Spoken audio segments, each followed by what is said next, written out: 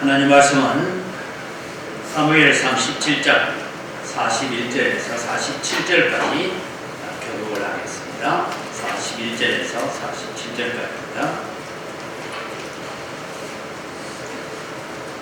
예, 성경 본문을 가지고 교독해 갑니다. 사무엘상 17장 41절에서 47절입니다. 블레셋 사람이 방패된 사람을 앞세우고 다윗에게로 점점 가까이 나아가니라.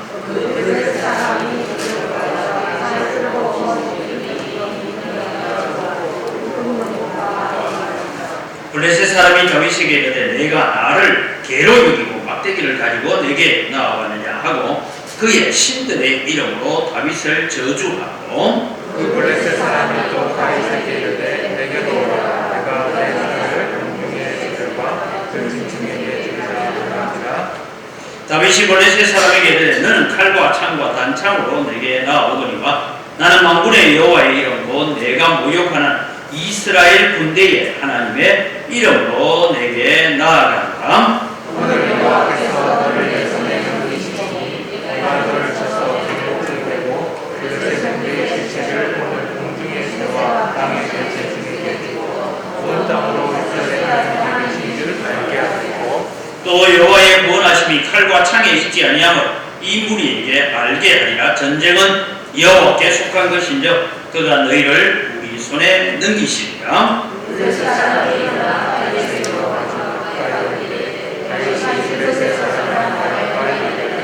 같이 읽습니다. 손을 주머니에 넣어 돌을 가지고 물배를 던져 블레셋 사람의 이마를 치매 돌이 그의 이마에 박히니 땅에 엎드러지니라. 오늘 우리는 하나님만 의지하고 살아야 됩니다 하는 주제를 가지고 하나님의 말씀을 함께 나누려고 합니다. 그러면 우리가 주일날도 제가 예수 이름의 권세, 예수 이름의 능력을 우리가 믿읍시다 라고 제가 말씀을 드렸습니다. 우리가 예수 이름으로 나아갈 때에 그 이름 앞에 세상의 모든 힘과 권력과 능력들이 다 무릎 꿇게 될 줄 믿습니다. 어둠의 권세도 무릎 꿇을 것이고 죄의 권세, 사망의 권세도 무릎을 꿇게 될 것입니다. 오늘 본문에도 다윗은 뭘 얘기해? 내가 여호와의 이름을 가지고 너에게 나아간다. 그 얘기를 지금 하고 있는데 지난주에도 이 본문을 제가 인용하기는 했습니다만 우리는 하나님을 의지하는 것이 어떤 것일까 하는 것을 살펴보면서 제가 다윗의 생애를 한번 연구를 하고 다윗의 생애 전체를 한번 우리가 또 말씀을 가지고 나눌 기회가 있었으면 좋겠다 하고 그렇게 준비하는 가운데 있는데 여러분 우리가 하나 기회를 하나님만 바라보고 산 다윗 왜 다윗은 하나님만 바라보고 살았을까 하는 얘기입니다. 그래서 여러분 다윗은 제가 볼 때에 서자일 가능성이 많습니다. 성경의 전체적인 흐름을 보면 서자일 가능성이 많다. 왜냐하면 아버지조차 참 부담스러운 아들 차라리 없었더라면 하는 그런 아들입니다. 그래서 아마 우리가 뭐 성경에 명확하게 나타나지 않지만 이 다윗은 소위 정실 부인의 아들이 아니고 몸종 중에 이세가 좀 건드려가지고 태어났든지 아니면 어디 놀러 갔다가 어디 기생을 하나 만나가지고 하룻밤 자고 났는데 이게 당신 아들입니다 안고 왔는지 잘 모르지만 하여간 이세는 서자일 가능성이 가장 큽니다. 왜냐하면 나중에 그런 부분을 얘기 드리겠습니다. 아버지조차 부담스럽고 이세의 마음이 그랬다. 이걸 여러분 우리가 성경으로 증명해 보면 되겠습니다. 다윗이 몇 번째 아들이죠? 예? 예, 8번째 아들이죠? 예, 8번째 아들인데 밑에 동생이 있어요, 없어요? 없죠, 막내죠? 예, 막내입니다. 제가 전에도 말씀드렸지만 저희 집에도 아들만 셋인데 제가 볼 때 아버지는 좀 덜한데 엄마는 좀 막내에 대해서는 늘 어린애 같아. 예, 막내는 늘 어린애 같아. 그래서 또 큰애 둘째에게 뭘 시키면 그냥 가만히 있다고 막내 보고 시키면 뭘 일을 제가 뭘 안 하시고 그 애한테 왜 그러시죠? 애도 아니고 고등학교 다니고 있어요. 그래서 충분히 할 수 있어요. 근데 여러분 막내에 대한 마음은 부모가 좀 특별합니다. 근데 여러분 덜에 있는 양을 치는 일을 누구에게 맡겼어요? 다윗에게 맡겼죠. 여러분 생각해보세요. 덜에는 다윗의 고백을 통해서 보면 곰도 있었고 사자도 있었어요. 그래서 곰이 사자가 양의 새끼를 물어가면 내가 물맷돌을 가지고 던져서 사자도 그 입에서 내가 양을 구해냈습니다. 이런 얘기를 그냥 농담으로 자기 우영담으로 얘기하는 실제로 그랬단 말이죠. 그럼 여러분 덜에 양을 치는 일을 여러분 같으면 아들 8명 있으면 누구 보내겠어요? 네? 큰아들. 하다못해 둘째, 셋째. 그걸 보내지. 막내를 어떻게 보냅니까? 이게 좀 이상해요. 그 다음에 전쟁터에 심부름을 보냅니다. 위에 형 3명이 전쟁에 갔어요. 제일 큰 위에 이제 3명은 나이가 만 20세가 되어서 전쟁터에 나갈 수 있으니까 3명은 전쟁터에 나갔습니다. 그러니까 이제 넷째, 다섯째, 여섯째, 일곱째, 8개가 있는데 전쟁터에 이 2세가 지금 너희 형들이 요즘처럼 핸드폰 가지고 주고받고 하는 시대가 아니니까 너희 형들이 지금 전쟁에 나갔는지 죽었는지 살았는지 이게 궁금한 거예요. 그래서 너희 형들이 전쟁 가운데 잘 있는지 좀 보고 와라 하면 위에 3씨가 갔으니까 누구를 보내야 돼요? 넷째를 보내야 되죠. 넷째를 보내야 이게 정상입니다. 이게 아버지가. 근데 둘에서 양치고 있는 다윗을 불러요. 다윗아 집이 좀 오너라. 그러니까 왜요? 너 형들이 잘 있는지 좀 보고 와라. 그러니까 여러분 전쟁터에 가면 죽을 수도 있죠.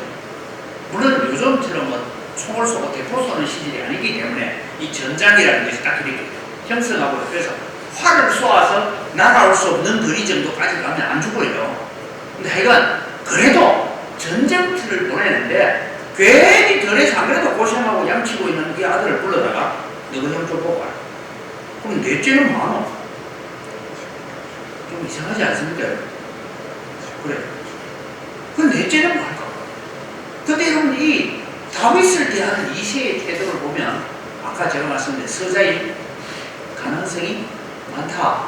그 다음에 형들이 다윗을 대하는 태도를 보니까 이래야 됩니다. 친형이라면 이렇게 말했을까? 다윗이 이제 전쟁터에 왔어요. 와가지고 이제 전쟁터에 오니까 형들도 왔냐? 어떻게 왔냐? 이러니까 아버지가 형들 살아있는지 죽었는지 잘 보고 오래요. 그러고는 이제 천부장에게 갖다 이렇게 치즈 덩어리고 뭐고 다 들고 왔습니다. 왔는데 그때 마침 저기 누가 나와 있어요? 저쪽에서 블레셋에서 골리앗이 나와 있어요. 골리앗이 나와가지고 하는 얘기가 그겁니다. 야, 너 가운데 선수 하나 나오라. 내가 나갈 테니 우리 둘이서 맞짱 떠가지고 이기는 사람이 이긴 걸로 하자. 그러니까 누구 하나 나와라. 이러니까 전부 다 벌벌벌벌 떨고 있어요. 이런 마당에 이제 사울왕이 얘기를 합니다. 누구든지 나가서 저 골리앗을 물리치는 자에게는 내가 그 집을 세금을 감면하고 그 당시에 세금이 20%였습니다. 소출의 20%를 세금 내야 되니까 세금을 감면하고 그 집을 소위 말해 귀족의 집으로 올리리라 하니까 아이고 니나 나가봐라. 난 죽기 싫다. 아무도 안 나가고 있었죠. 지금 이 마당. 그때 그 얘기를 다윗이 들었어요. 들으면서 하는 얘기가 뭡니까? 아니 임금님이 뭐라고 했다고요?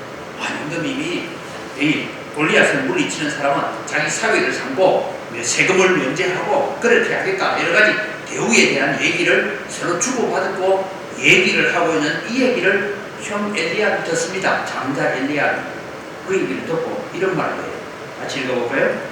큰형 엘리압이 다윗이 사람들에게 하는 말을 들은지라 그가 다윗에게 노를 바라여 이르되 내가 어찌하여 이리로 내려왔느냐 덜에 있는 양들을 누구에게 맡겼느냐 나는 내 경험과 내 마음의 완악함을 아노니 내가 전쟁을 구경하러 왔다. 여러분 친동생 같으면 이래 말하겠습니까? 안 하겠습니까? 친동생 같으면 야 여기 어디다고 빨리 집에 가라. 언제 지금 저 블레셋 군대가 돌격 앞으로 해가 우리에게 다가오면서 화를 쏘아할지 모르는데 빨리 집에 가라. 그게 어디다 말냐? 아버지가 이래시고 그래 빨리 신문은 빨리 끊어 빨리 집에 가라. 이게 여러분 정상적인 형인데 이 말하는 게 지금 형입니까? 원수입니까? 여러분 볼 때 어때요? 원수도 이런 원수가 없어요. 그죠?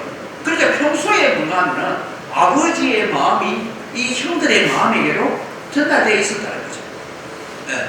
그래서 여러분 이 다윗은 이런 가운데서 태어났던 사람입니다. 그래서 다윗이 이런 고백을 합니다. 시편 27편 10절입니다. 같이 읽을까요? 내 부모는 나를 버렸으나 여호와는 나를 영접하시리다. 그러니까 이새가 여러분 지금까지 정황만 보면 이새는 다윗을 버렸어요. 아들로 생각하고 있어요. 버리기나 마찬가지예요. 들에서 양을 치다가 넉개도 있고 뭐 사다도 있고 주도 나타나는 그곳에 양치기로 내보내놨다가 근데 양만 잘 치고 있으면 차라리 넷째, 다섯째를 전쟁터에 보내도 될 텐데 걔들은 놔두고 또 너 집에 좀 와라 해가지고 오니까 떡이나 하나 줄란가 싶어서 왔더니만 전쟁터 갔다 와라 이렇게 시키는 걸 봤을 때 볼 때는 내 부모는 나를 버렸어 그렇게 고백하죠. 그 다음에 고백이 또 하나 나옵니다. 시편 51편 5절에 특별히 회개의 시를 얘기하고 있으면서 이게 상징적이냐 사실이냐 하는 거 가지고 얘기를 합니다만 같이 읽을까요? 내가 죄악 중에서 출생하였으며 어머니가 죄 중에서 나를 잉태하였나이다. 이런 내용들을 봤을 때 아마 죄악 중에 출생하고 죄 중에서 나를 잉태했다라는 이 얘기를 들어볼 때 앞서 말씀드린 것처럼 이세가 어디 뭐 잠시 나가서 여종을 건드렸다든지 아니면 어디 밖에 있는 다른 여자를 건드렸다든지 뭐 이런 가운데서 다윗이 태어나서 이제는 이세의 아들로 지금 와있다 그렇게 보여질 수 있다라는 형편을 얘기하고 있습니다. 자 이제 전쟁터로 갑니다. 골리앗 키를 두고요 6규빗 플러스 한 뼘이다 성경이 이렇게 얘기하고 있는데 한 규빗은 지역마다 조금씩 다릅니다. 우리는 한자 뭐 이렇게 나가잖아요. 근데 한 규빗이 약 45cm일 것이다. 그래서 45cm라는 기준이 뭐냐 하면 팔꿈치에서 여기까지 길이에다가 손 한 편 더 된 거리 요게 45cm쯤 된다. 근데요 저는 팔이 짧아서 그런데 좀 키 큰 사람은 어떡합니까? 이게 기준이 될 수 있습니까? 그런데 제가 팔꿈치 하나의 길이에다가 손바닥 하나 올린 만큼 이런 거리니까 어떤 데는 52cm라 하는 데도 있고 어떤 데는 45cm라고 하기도 하고 그래서 얘기하는데 일반적으로 평균을 볼 때 6규빗이니까 45를 곱하면 270 나오죠. 그 다음에 요걸 더하면 뭐 10에서 20 정도 되는데 대체로 이 골리앗은 키가 한 290에서 3m쯤 되는 거인이었다라고 보여지는 것이 골리앗입니다. 그러니까 여러분 이 골리앗이 나와가지고 큰 소리 큰데 나중에 성경에 보면 골리앗의 아우도 거대한 자기 이거 됐을 때 전쟁터에 나와서 이 다윗의 신복들에게 죽임을 당하는 그런 일들도 나오고 그 다음에 성경은 발가락도 6개고 손가락도 6개의 거인도 있어요. 우리는 그걸 두고 병신이라 하죠. 그런데 어떻게 하든 이 사람은 여러분 손가락도 6개 발가락도 6개 그러면서 거대한 장인들도 나오가는 그런 일들을 보게 됩니다. 이 골리앗을 지금 두고 다윗이 저래 안 됐겠나 생각합니다. 그림을 봤을 때 아마 다윗은 키가 뭐 그 당시에 크다 해도 한 절반 정도밖에 안 되겠네요. 이런 형편에서 골리앗에게 나아가서 그가 이제 전쟁을 하고 싸움을 해가는 이런 일들이 오늘 성경에 기록되어 있는 것입니다. 자, 같이 읽을까요? 다윗이 블레셋 사람에게 이르되 너는 칼과 창과 단창으로 내게 나아오거니와 나는 만군의 여호와의 이름 곧 내가 모욕하는 이스라엘 군대의 하나님의 이름으로 내게 나아가라. 여러분 우리는 여기서 다윗은 앞서 제가 설명드린 것처럼 다윗은 아버지로부터도 사랑받지 못했어요. 형들로부터도 사랑받지 못했어요. 들에서들 양을 치고 삽니다. 그래서 다윗은 평소에도 누구만 의지하고 살았어요? 하나님 외에는 바라볼 데가 없었어요. 하나님 외에는 의지할 데가 없었어요. 그래서 오직 그는 하나님만 의지하고 살았던 거예요. 그 다윗을 하나님께서 보시고 계시죠. 그래서 이 다윗을 사울왕을 뒤이을 제2대 이스라엘의 왕으로 세우기로 하나님께서 작정해 가셨다 하는 것을 우리가 볼 수가 있습니다.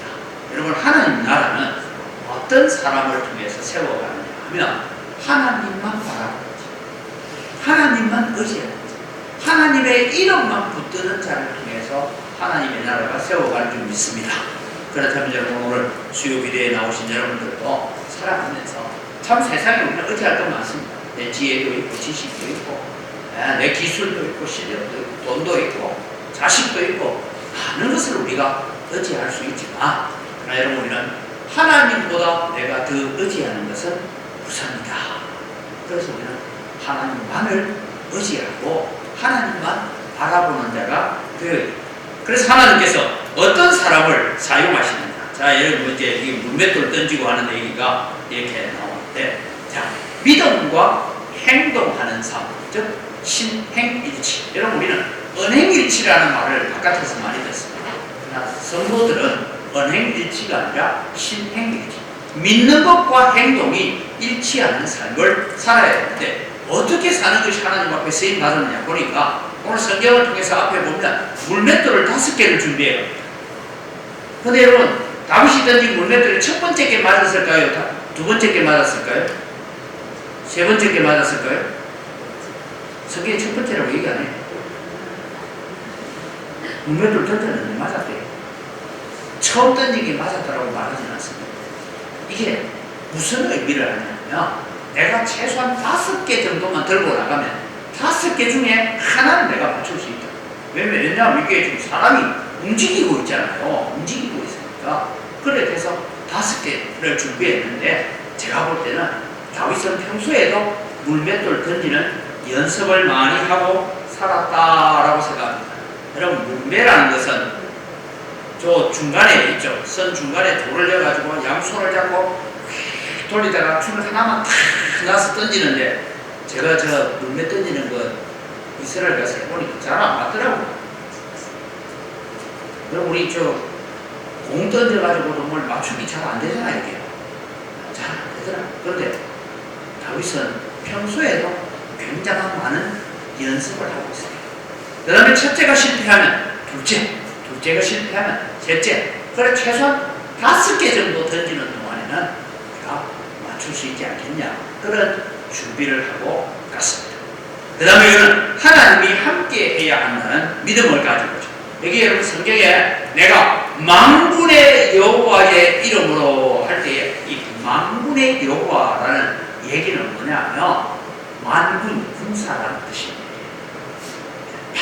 하는 군인의 여호와 그런 의미를 가지고 있는데 만군의 여호와라는 것은 우리가 잘 아는 천사들 가운데 여러분 우리가 미가엘 천사가 전쟁의 신이잖아요. 이 전쟁의 천사와 같은 그런 군사들을 거느리고 있는 여호와. 그래서 이것을 두고 전쟁에 능하신 여호와. 전쟁은 여호와께 속한 것인저 할 때에 전쟁은 하나님께 속했다. 그 의미를 할 때에 뭐냐 만군의 여호와라고 얘기합니다. 그 다음에 여러분 우리는 하나님의 이름이 가진 능력을 믿어라. 지난 주일에 제가 말했죠. 이름에는 그분의 전 인격이 포함되어 있다라고 얘기했습니다. 그래서 우리는 만군의 여호와의 이름으로 나아갈 때 하나님의 이름을 걸고 우리와 함께 하시고 하나님의 이름을 걸고 우리와 동행하시고 역사하시는 하나님이다. 그래서 우리는 하나님의 이름을 의지할 때에 우리와 함께 하시는 하나님을 믿으시기 바랍니다. 그래서 우리는 늘 소리 내서 하나님 아버지라고 자꾸 불러야 돼요. 아버지를 자꾸 불러야 돼요. 여호와는 하나님이시다. 나의 하나님은 여호와밖에 없다. 그것을 우리는 계속 부르짖으면서 살아가야 됩니다. 그 다음에 여러분 다윗은 왜 골리앗이 나와서 하나님을 향하여서 모욕하는 얘기를 할 때 그는 거룩한 분노를 가지는 성도가 되어야 된다. 이게 거룩한 분노라는 것은 하나님의 이름, 하나님의 영광이 모욕을 당하고 땅에 떨어질 때 우리는 거룩한 분노를 가지고 사는 하나님의 백성이 되어야 된다라는 것이 다윗을 통해서 우리가 배워가야 될 부분이다. 이럴 때 하나님께서 이 다윗을 사용하셨습니다. 하나님이 사용하시는 사람은 출신이나 능력이나 재주나 지위나 직분을 가지고 사용하지 않습니다. 하나님은 누구를 들어서 사용합니까? 하나님을 신뢰하는 믿음, 하나님의 이름을 외칠 수 있는 자, 하나님의 이름을 들고 나가는 자, 하나님의 이름을 붙드는 자, 그러면서 하나님과 바른 관계를 유지하고 있는 사람을 들어서 하나님께서는 사용하신다라는 것을 우리의 마음속에 새겨요. 그래서 우리는 하나님의 살아계심을 믿고 그리고 하나님과 우리의 관계가 바른 관계가 되어지고 그러면서 그 이름을 붙들고 나아갈 때 하나님께서 우리와 함께 하셔서 역사하십니다. 여러분 우리는 하나님과의 바른 관계에 대한 얘기를 할 때마다 꼭 여러분 기억하십시오. 아브라함 링컨이 이제 남북전쟁을 합니다. 남북전쟁을 할 때마다 링컨은 하나님 앞에 늘 오후 1시만 되면 들어가서 아무리 전쟁터든 어디든 대통령으로서 직분을 하면서 1시부터 2시 동안 1시간 동안 기도실에 들어가서 기도를 해요. 그러니까 1시간이 지나요. 근데 비서들이 이제 늘 따라다니다 보니까 대통령이 기도하고 들어가 버리니까 자기도 아무리 할 게 없죠. 그래서 자 우리도 기도하자. 그 당시에는 거의 다 그리스도인들이니까 우리도 기도합시다. 그래서 우리가 대통령 기도 마치고 나올 때까지 우리 열심히 기도했어요. 그리고 대통령이 기도를 마치고 나오고 중에 비서관 하나가 얘기해요.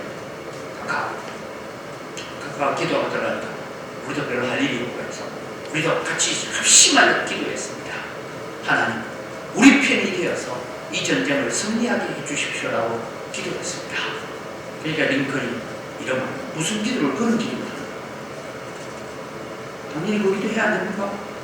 근데 링컨이 하는 말 나는 한 번도 하나님이 내 편 달라고 내달라고 기도한 적이 없어요. 하나님 지금 내가 이 치르고 있는 전쟁 이 수많은 젊은이들이 죽어가고 있는 이 전쟁을 하나님 제가 지금 올바른 일을 하고 있는 것입니다. 내가 하나님께 더 가까이 왔습니다. 내가 지금 올바른 일을 하고 있는 것이 하나님에게 응답해 주십시오. 그 기도를 합니다. 그래서 여러분 이 링컨의 기도에 아주 유명한 일합니다.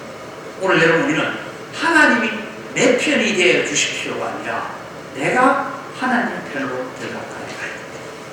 하나님 편으로 가면 하나님이 내 편이 되어 있습니다. 그래서 여러분 우리는 하나님과의 관계를 유지하기 위해서 하나님 내게 오십시오. 이미 하나님은 임마누엘에 하나님으로 오셨어요. 성령께서 이미 우리 속에 오셨어요. 이제 우리가 해야 될 일이 뭐냐? 내가 하나님께 얼마나 더 가까이 가요. 내가 얼마나 더 하나님의 마음을 만족시키는 자리로 나아가는 그 사람을 들어서 하나님께서 사용하시는 줄 믿으시기 바랍니다. 그래서 여러분 우리는 늘 우리의 마음을 쳐서 하나님께 더 가까이 나아가고 하나님께서 사용하시는 하나님의 이름을 부르면서 하나님께 가까이 나아가. 그래서 여러분 하나님과 바른 관계를 유지하는 것은 이제는 하나님 내게 오십시오 하는 시대는 이미 지나갔습니다. 왜요? 예수님께서 오셨어요. 오순절 성령 강림이 있었어요. 우리가 성령을 받았기 때문에 지금 우리가 뭘 고백합니까? 예수를 그리스도로 고백하고 예수님을 우리의 구주로 고백하고 있는 것. 내 속에 성령이 와 계세요. 그럼 이제 우리가 해야 되는 게 뭐냐? 오늘도 내 삶을 하나님께 더 가까이 나아가 하나님과의 바른 관계를 유지하기 위해서 애쓰는 자가 되어야 된다.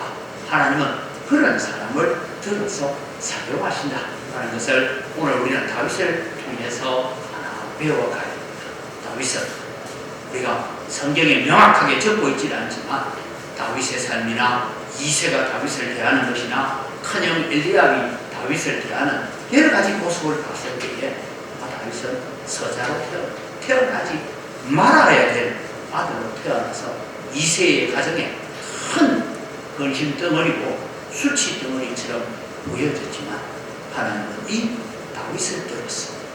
통일 이스라엘의 왕으로 세우고 그리고 이 다윗의 계보를 이어서 예수 그리스도가 이 땅에 오시는 그런 역사를 이루어가고 있더라.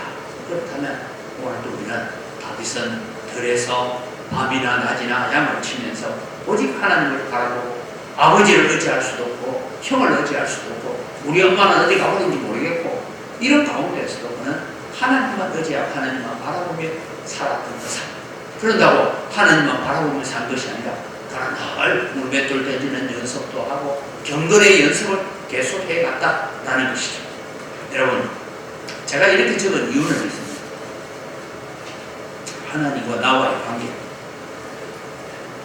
어떤 한 사람은 예전에 신앙생활을 잘했던 사람인데 만나서 요즘 하나님과 어떤 관계를 지냅니까? 그러니까 내가 하나님과 이혼하자 하니까 하나님께서 이혼 도장은 안 찍어주고 그래서 지금 별거 상태에 있습니다. 이런 사람을 만나봤어요. 별거 상태. 이혼하자 하는데 하나님은 지금 이혼은 안 해주신대요.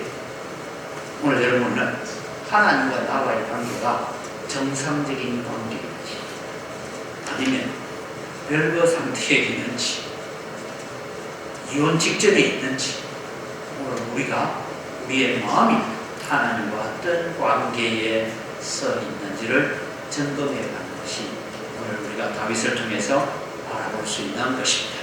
그럼 여러분 우리가 이제 다시 얘기합시다. 하나님께 쓰임 받으려면 우리는 어떻게 해야 될까요? 첫 번째는 지난날 도우신 하나님을 기억하십시오. 다윗은 사울 왕 앞에서 고백합니다. 내가 아버지의 양을 칠 때에 내가 사자의 입에서도 곰의 입에서도 양식기를 내가 건져냈습니다 하는 그 고백을 통해서 그때 하나님께서는 나와 함께 하셔서 하나님께서 나를 도우셔서 내가 그렇게 할 수 있었습니다 라고 지난날에 하나님의 역사를 저는 기억하고 감사하고 그 하나님이 지금의 하나님이심을 그렇게 고백합니다. 그러면서 매일매일 경건을 연습해라 하는 것은 제가 아까 문맷돌 던지는 것을 다윗은 늘 연습하고 살았습니다. 그냥 뭐 우연히 던지니까 맞은 것이 아니고 이것처럼 오늘도 우리의 삶이 매일 하루에 1분 이상 기도하고 하루에 성경을 몇 장씩 읽고 우리가 해야 되는 이런 매일의 경건을 연습해가는 자를 통해서 하나님 역사하십니다. 그리고 마음으로 믿고 입으로 시인해라. 이것이 여러분 우리가 마음으로만 믿고 사는 것이 아니라 내 입으로 나아가서 우리는 예수 믿는 사람이고 하나님의 자녀이고 하나님의 백성임을 날마다 시인하고 자랑할 수 있는 여러분 되기를 바랍니다. 그럴 때 하나님께서 오늘도 우리가 사용되어지는 자가 되어진다라는 것이죠. 그 다음에 믿음대로 행동하는 삶을 살아요. 지금 이스라엘 백성들 하나님 다 믿고 있어요. 골리앗을 보면서 두렵기는 하지만 하나님이 살아계시는 거 다 믿지만 아무도 살아계신 하나님과 함께 믿음으로 행동하는 사람이 없었습니다. 그런데 다윗은 믿음대로 불맷돌을 들고 하나님의 이름을 가지고 나아가는 자가 되었다는 것을 우리가 기억하면서 오늘 여러분 우리는 믿음으로 살아가고 또 이번 설날 우리가 만나게 되는 자녀들이나 또 손주들이나 우리가 만날 때마다 믿음으로 살아요. 믿음으로 산다는 것은 뭐냐? 마음으로만 믿는다 그것이 아니고 그것이 행동으로 나타나는 신앙이 됩니다. 그래서 우리가 하나님 잘 믿고 하나님께 쓰임받는 그런 거룩한 하나님의 백성이 되자고 우리 자신들도 그래야 되지만 우리 자녀들에게 이런 믿음의 유산들을 남겨갈 수 있기를 주님의 이름으로 축복합니다. 이 시간 우리 주신 말씀을 가지고 함께 기도할 텐데요. 우리 기도할 때에 꼭 여러분 우리가 침묵 기도를 하지 마시고 소리 내서 기도하십시오. 소리 내서 기도하다 보면 기도가 간절해지고 우리의 마음이 더 간절해집니다. 함께 기도문을 읽고 소리 내서 기도합니다. 지금까지 도우신 하나님의 은혜를 기억할 때에 감사밖에 없음을 고백합니다. 나의 마음이 변치 않고 주님 앞에 서게 하소서. 매일매일 경건의 문제를 게을리 하지 않고 말씀과 기도로 깨어있는 삶이 되도록 나를 십자가 앞에 겸손하게 이끌어 주소서. 마음으로 믿고 입으로 시인하며 영광교회 성도들이 가는 곳마다 복음의 능력이 나타나 하나님의 영광을 드러내게 하소서. 이 주제를 보고 함께 주여 한번 부르고 소리 내서 기도합니다. 주여!